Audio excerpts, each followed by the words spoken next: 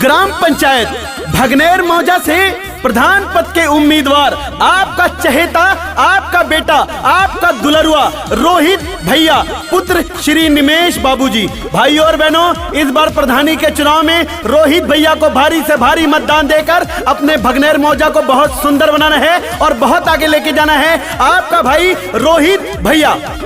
भगनेर मौजा की जनता ने अपने मन में ठाना, अब की प्रधानी में है मिलकर के साथ निभाना। भगनेर मौजा की जनता ने अपने मन में ठाना, अब की प्रधानी में है मिलकर के साथ निभाना। जीत के चुनाव नया राम करेंगे, रोहित भैया जी काम करेंगे। चाचा चाची सब मतदान करेंगे, रोहित भैया जी काम करेंगे। भाई और बहनों, याद रखना, अब वक्त है परिवर्तन का, निमेश बाबू के लाल के समर्थन का। अब वक्त है परिवर्तन का, निमेश बाबू के लाल के समर्थन का। मेरा एक ही सपना, सर्वश्रेष्ठ भगनेर मौजा हो अपना। इसलिए मेरे भाई और बहनों, भगनेर मौजा को सुंदर बनाने के लिए, आगे बढ़ाने के लिए रोहित भैया का जीतना बहुत आवश्यक है। इस बार रोहित भैया को जिताइए। बहुत बहुत धन्यवाद। सम्मान करते हैं भैया, गुंडों से कभी नहीं डरते हैं भैया, गुंडों से कभी नहीं डरते हैं भैया। जहां जरूरत पड़ेगी किसी को, वहीं पे सबको ही मिलते हैं भैया। भैया बहना दादा दादी सबका प्यार मिलेगा, अब की प्रधानी में पूरे मौजा का भाग जगेगा। बूढ़े बुजुर्गों का सम्मान करेंगे, रोहित भैया जी काम करेंगे।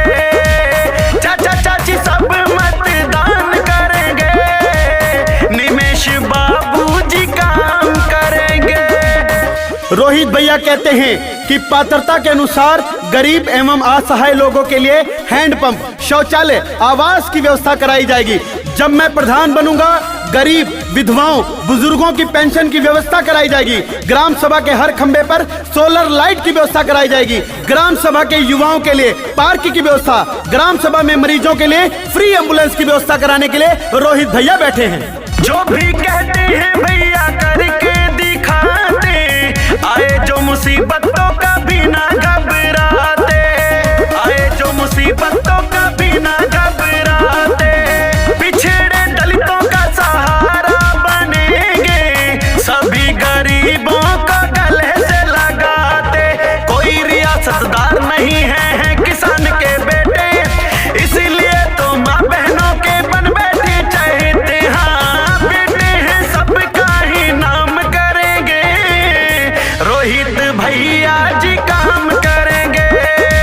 चाचा चाची सब मतदान करेंगे, निमेश बाबू जी काम करेंगे। भैया और बहना, भूल मत जाना, अपने गांव भगनेर मौजा को इस बार नहीं चूकने देना है। और रोहित भैया कहते हैं, ग्राम सभा के हाई स्कूल इंटरमीडिएट में 90% अंक पाने वाले छात्र छात्राओं को लैपटॉप से पुरस्कृत किया जाएगा। नई है सोच हमारी, नया हमारा विचार होगा। वादा है आपसे, हमारा शोषण विहीन समाज होगा। मेरे भाइयों और बहनों, भूल मत जाना, रोहित भैया को जिताना है और भगनेर मौजा को सुंदर बनाना है। और प्रधान बनने के बाद रोहित भैया कहते हैं, ग्राम सभा में आए हुए फंड को खुली सभा में आयोजन करके ग्राम सभा के विकास कार्यों पर खर्चा किया जाएगा। रोहित भैया का मोबाइल नंबर 9536383294। निमेश बाबूजी का मोबाइल नंबर 9412490984। कोई भी समस्या हो, 24 घंटे फोन खुला रहेगा।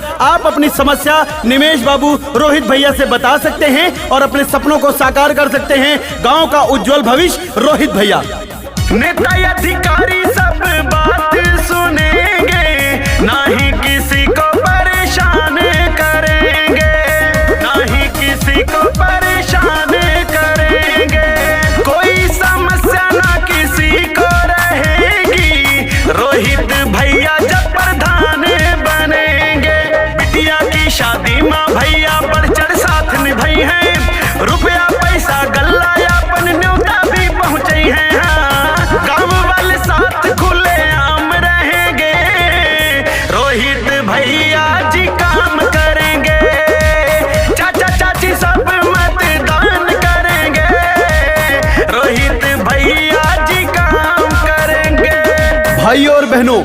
भगनेर मौजा के लोगों के प्रत्येक घर तक आरसीसी सड़क और नाली की व्यवस्था कराई जाएगी।